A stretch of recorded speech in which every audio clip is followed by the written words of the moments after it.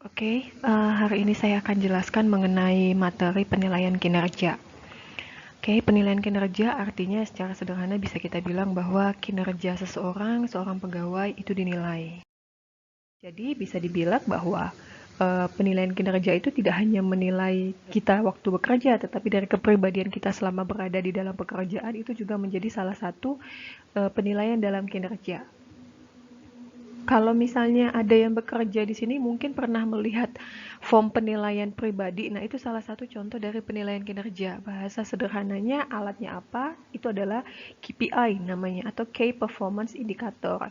Biasanya penilaian kinerja ini akan dilakukan 1 kali dalam setahun. Nah, manfaat penilaian kinerja itu salah satunya adalah untuk kenaikan basic salary atau kenaikan gaji. Ya, jadi semakin baik kita bekerja di dalam perusahaan selama 1 tahun pekerjaan, maka biasanya akan kenaikan gaji akan sebanding dengan persentasenya akan sebanding dengan penilaian kita. Jadi yang dinilai itu adalah kepribadian, perilaku kita bekerja, serta hasil kerjanya kita. Gitu ya. Dan semuanya itu adalah yang dinilai adalah semua yang menunjang performance kita selama bekerja. Nah, manfaat penilaian kerja itu apa? Salah satunya adalah untuk membantu organisasi apakah akan melakukan promosi, meningkatkan karir seorang karyawan, atau melakukan pemecatan. Jika KPI-nya di atas rata-rata, otomatis akan dilakukan promosi atau gajinya meningkat. Yang kedua, kalau misalnya KPI-nya di bawah dan berturut-turut mengalami penurunan KPI, artinya perilaku seseorang itu mengalami penurunan, kepribadiannya menurun, produktivitasnya menurun, maka bisa jadi akan jadi salah satu alat untuk mengambil keputusan dalam hal pemecatan. Yang kedua adalah menjadi feedback bagi karyawan. Nah, kan ini penilaian ini biasanya dilakukan oleh pihak itu sendiri, orang yang sedang dinilai, atasannya menilai bawahannya, teman kerjanya juga menilai. Nah, itu biasanya penilaian. Jadi penilaian itu nggak hanya dari kita sendiri, tetapi orang lain pun yang menjadi tim kerja kita pun akan menilai kita. Nah, masukan dari mereka kan melihat kita bekerja seperti apa. Itu menjadi feedback dan informasi masukan buat kita, kelebihan kita itu apa, kelemahan kita itu apa. Jadi sebenarnya penilaian kinerja ini bukan sekedar sebenarnya ya, kalau mau dibilang di track yang benernya nih, penilaian kinerja itu sebenarnya bukan hanya sebagai alat untuk menaikkan gaji lah ya, tetapi juga sebenarnya ini akan memberikan informasi dan feedback buat kita. Sebenarnya kita kurangnya di mana, kita mengalami penurunannya di mana, dan kelebihan kita itu di mana. Karena memang kan yang mampu menilai kita itu adalah orang lain. Mereka lah yang melihat kita sehari-hari gitu ya. Jadi mereka akan lihat kelemahan kita apa, kelebihan kita apa. Yang ketiga adalah untuk meningkatkan komitmen dan kepuasan kerja. Itu ya, dari kinerja pun akan terlihat. Jika produktivitas kita naik, otomatis secara tidak langsung itu akan menunjukkan memang kita berkomitmen untuk bekerja. Dan jika KPI kita turun atau kinerja kita menurun, itu menjadi keputusan sebenarnya ada apa? Apakah kita puas bekerja atau tidak puas? Itu balik lagi akan menjadi informasi bagi perusahaan. Yang keempat adalah ya ini sebagai fungsi administrasi ya, sebagai dokumentasi. Balik lagi ke nomor 3 tadi, salah satu kepuasan kerja. Kalau misalnya karyawan menunjukkan form penilaian kinerja atau KPI yang selalu menurun, itu akan menjadi masukan bagi dokumentasi bagi perusahaan. Karyawan tidak puas dengan penilaian yang dilakukan atau ingin apa, gitu ya. Nah, jadi dalam lingkungan kerja itu kan banyak, ada secara fisik, secara sosial. Kondisi fisik itu seperti apa ya, ruangnya, tempatnya, peralatan, dan jenis pekerjaan. Nah, sosial apa? Komunikasi, hubungan dengan atasan, hubungan dengan rekan kerja, dengan bawahan, baik orang di luar perusahaan, budaya perusahaan juga, serta kebijakan yang berlaku di perusahaan itu juga lingkungan kita secara sosial. Nah, semua ini lingkungan perusahaan, lingkungan kerja kita baik secara fisik tempat kita bekerja maupun sosial hubungan kita dengan teman-teman kerja itu akan membentuk kepribadian kita. Mulai dari nilai kepribadian kita, kecakapan kita dalam bekerja, motivasi, sikap, dan yang lainnya. Nah, kepribadian yang terbentuk ini akan menghasilkan sisi yang positif dan yang negatif. Nah, sisi yang positif akan menghasilkan pekerjaan yang produktivitasnya meningkat. Tetapi jika kepribadiannya jadi menurun karena rasa tidak suka dengan lingkungan kerja atau tidak nyaman dengan lingkungan kerja, maka kepribadiannya akan menjadi menurun. Kepribadiannya akan jadi menjadi negatif sehingga hasil pekerjaannya juga akan turun. Ukuran yang dipakai satu dari produktivitas kita. Nah, berarti kalau produktivitas kita artinya berapa banyak output yang bisa kita hasilkan. Nah, kalau diukur biasanya ini dalam bentuk kuantitatif. Di tempat kerja saya dulu juga ini salah satu salah satu penilaian. Jadi berapa banyak finish good yang bisa berhasil saya distribusikan, finish good yang bisa saya keluarkan dari warehouse. Itu salah satu penilaian ukuran yang dipakai untuk menilai saya dalam hal produktivitas kerja saya, gitu ya. Jadi biasanya ini bersifat objektif. Satuannya biasanya apakah pitches atau apa. Nah, hasil kerja atau produktivitas kerja ini karena memang bentuknya bersifat objektif, maka ini akan menggambarkan sesungguhnya kita. Karena ini adalah data yang tidak bisa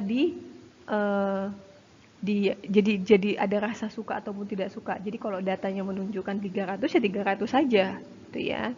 Karena pada dasarnya penilaian kinerja ini akan berkaitan dengan rasa suka ataupun tidak suka atau bersifat subjektif, gitu ya. Ketika kita menilai seseorang, kalau kita nggak suka, turunkan nilainya. Kalau kita suka, ya kita naikin nilainya. Nah, itu salah satu permasalahan yang banyak muncul di dalam penilaian kinerja. Nah, salah satu indikatornya tadi adalah hasil dan produktivitas kerja. Hasil dan produktivitas kerja ini bersifat kuantitatif, sehingga ini akan mengurangi penilaian kinerja yang bersifat subjektif. Yang kedua adalah perilaku pekerjaan. Oke, perilaku pekerjaan ini bisa dibilang ya bersifat subjektif ya, karena akan dilihat perilaku kita bersama tim, toleransi kita dalam tim, saling memahami kah, tenggang rasa kah. Nah, ini bisa dibilang ya bersifat objektif lah ya. Tetapi perilaku pekerjaan yang efektif yang dapat meningkatkan kinerja kita di mata perusahaan adalah biasanya orang yang bisa diajak bekerja sama, memiliki toleransi yang tinggi, memiliki sikap saling memahami, serta memiliki tenggang rasa dengan teman tim yang lainnya. Yang ketiga adalah dilihat dari ciri-ciri kepribadian. Nah, ciri-ciri kepribadian biasanya ini akan disesuaikan dengan posisi dan jabatan. Untuk seorang operator, mungkin ciri-ciri kepribadian ini bisa dihilangkan, tetapi lebih banyak mengarah ke kuantitatif. Tetapi untuk yang level supervisor up, ciri-ciri kepribadian ini kan salah satu indikator yang dinilai. Kenapa? Biasanya kalau udah dibilang ciri-ciri kepribadian akan melihat kepribadian kita dalam bekerja, ini akan mempengaruhi cara kita bersama tim. Salah satu ciri-ciri yang dilihat adalah kepemimpinan. Kepemimpinan, kecermatan, kestabilan emosi, serta intelijensi. Dan ini sebaiknya banyak ada di seorang pemimpin. Makanya saya bilang yang kalau kayak gini biasanya menjadi indikator penilaian kinerja supervisor up. Gitu ya, baik manajer, supervisor. Nah, itu akan dinilai kepribadiannya. Apakah dia sebagai seorang pemimpin? Nilai kepemimpinannya berapa? Di level keberapa? Kecermatannya sebagai seorang pemimpin ada di level berapa? Kestabilan emosinya terhadap bawahannya ada di level berapa? Serta intelijensinya dalam menghadapi masalah sebagai seorang pemimpin ada di level berapa? Itu ciri-ciri kepribadian. Nah, ini yang saya bilang tadi adalah key performance indikatornya. Salah satu contoh penilaian kinerja yang banyak digunakan dan disebut biasanya key performance indicator. Contohnya seperti ini. Nah, jumlah produk cacat yang dihasilkan ini adalah salah satu indikator yang menilai yang menjadi ukuran untuk produktivitas kinerja. Contohnya adalah jumlah produk cacat diharapkan targetnya 0. Oke, ketika target 0 dapat poinnya 6, tapi kalau misalnya selama kita bekerja dalam setahun ada produk cacat yang dihasilkan, misalnya sebanyak 3%, maka kita hanya dapat poin 3. Kepuasan pelanggan ini kan berdasarkan suara konsumen dan ini data. Misalnya kalau kepuasan pelanggan lebih dari 3,5%, maka kepuasan pelanggan nilai poinnya 3,5 dari 5 bintang misalnya, maka targetnya itu harus 100% untuk mendapatkan bintang 3,5. Kalau kita dapat 100%, ternyata poinnya 6. Jadi, key performance indikator atau penilaian kinerja ini biasanya akan mensummarikan hasil pencapaian kita. Nah, ini contohnya adalah indikator-indikator yang dinilai. Indikator yang dinilai itu biasanya tergantung dari perusahaan, tergantung dari jabatan yang diampuh. Gitu ya. Untuk posisi jabatan seorang operator, Dengan posisi jabatan seorang pemimpin, tentu saja yang dinilai tidak sama. Seorang operator tidak diperlukan kepemimpinannya, kecuali dia adalah ketua operator atau tim leader operator. Tetapi ketika seorang manajer, maka kepemimpinannya wajib dinilai. Nah, karena memang penilaian seperti yang saya sampaikan sebelumnya bahwa itu identik dengan rasa suka dan tidak suka, maka seharusnya penilaian kinerja itu bagaimana dilakukan? Oke, yang pertama adalah relevan dengan pekerjaan, gitu ya. Jadi sesuaikan dengan pekerjaannya, sesuaikan dengan jabatannya. Yang kedua adalah yang diukur itu adalah harus perilaku yang memang dapat diamati, bukan perilaku yang tidak dapat diamati. Contoh perilaku yang dapat diamati adalah kepemimpinan, intelijensi, toleransi, itu dapat diamati dan dapat diukur. Oke. Yang ketiga adalah penilaian yang dinilai itu adalah indikator yang dinilai bersifat jelas. Jadi kalau memang dia menyatakan angka, ya jelaskan kalau itu memang angka.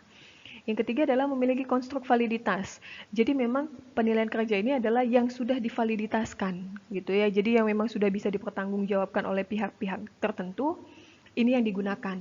Tidak kontradiktif artinya tidak bertentangan dengan hak asasi manusia, tidak bertentangan dengan hati nurani seseorang. Yang keenam adalah penilaian kinerja itu merupakan menilai kinerja yang dijabarkan dari job description. Itulah pentingnya kenapa kita perlu melakukan analisis pekerjaan sehingga kita bisa menyimpulkan job deskripsi atas sebuah jabatan dengan benar. Kenapa begitu? Karena nanti job deskripsi yang kita berikan atas sebuah jabatan itu akan menjadi salah satu tools untuk menilai seseorang dalam menjalankan job deskripsinya dan sesuai dengan jabatannya. Yang ketujuh adalah penilaian kinerja yang digunakan ini tidak boleh disalahgunakan. Oke. Dan yang kedelapan adalah penilaian kinerja sebaiknya itu akan memberikan kesempatan kepada karyawan untuk menilai dirinya sendiri. Jadi penilaian itu jangan hanya dari atasan saja, tetapi berikanlah penilaian dari orang yang mengisi form penilaian itu sendiri, yaitu karyawan itu sendiri. Supaya apa? Supaya dia bisa melihat dirinya, dia menilai dirinya, dia melihat dirinya seperti apa, dan bisa melakukan perbaikan diri sebelum dikenakan kalau seandainya misalnya kinerjanya selama setahun jelek, misalnya pemecatan. Jadi dia bisa melakukan perbaikan diri sendiri sebelum ada alternatif pemecatan. Nah, tadi adalah hal-hal yang perlu dilakukan sebelum melakukan penilaian kinerja. Oleh sebab itu, kita perlu apa saja untuk menilai kinerja? Yang pertama adalah data yang objektif. Data objektif tadi contohnya adalah data yang bisa dihitung secara objektif, berapa banyak yang terkait dengan produktivitas kinerja, berapa banyak yang bisa kita hasilkan gitu ya. Yang kedua adalah data personal. Data personal itu data pribadi, seperti absensi gitu. Yang ketiga adalah kriteria konseptual. Yang keempat adalah judgmental data. Data objektif itu adalah data yang memang secara objektif bisa dinilai. Oke, misalnya terkait dengan target cacat yang dihasilkan harusnya minim, target produk yang bisa dihasilkan harusnya lebih banyak. Yang kedua, data personel itu seperti absensi. Oke, terus itu izinnya dia, sakitnya, alpanya. Nah, itu semua adalah data personel. Yang ketiga adalah judgmental data. Judgmental data ini adalah data yang bersifat judgment seseorang, gitu ya. Jadi penilaian seseorang dan bersifat suka ataupun tidak suka. Jadi bisa dibilang judgmental data ini sebenarnya adalah bersifat subjektif. Kenapa? Orang yang menilai kita itu akan menunjukkan kalau memang orangnya objektif ya, mungkin hasilnya akan lebih baik. Tetapi kalau untuk orang yang subjektif, dia akan memanfaatkan momen penilaian ini menjadi momen untuk menjatuhkan. Ya, ketika dia suka, dia akan memberikan nilai yang positif, tetapi ketika dia nggak suka, dia akan memberikan nilai negatif. Kalau dia sudah memberikan nilai negatif, ya otomatis penilaian orang terhadap kita selama setahun ya jelek, gitu ya. Maka dari itu, dalam melakukan judgmental data ini biasanya penilainya harus bersifat objektif dan memang orang yang ahli di dalamnya. Yang keempat adalah kriteria konseptual. Nah, kriteria konseptual ini adalah kriteria yang memang sesuai dengan job deskripsi. Misal, dia seorang pemimpin, maka kriteria konseptual yang dinilai adalah kepemimpinannya atau leadership-nya. Contoh, dia lagi seorang salesman, maka kriteria konseptual adalah salesmanship-nya. Bagaimana jiwa marketingnya, gitu ya. Dan ini biasanya dinilai dari kita bisa menilai diri kita sendiri dan orang lain yang menilai kita.